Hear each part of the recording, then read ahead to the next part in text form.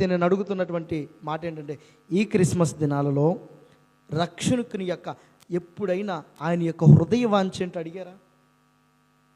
దేవుని యొక్క హృదయ వాంఛ ఈ యొక్క క్రిస్మస్ దినాలలో, ఈ క్రిస్మస్ పండుగలో అయ్యా నీ యొక్క హృదయ వాంఛ ఏంటి?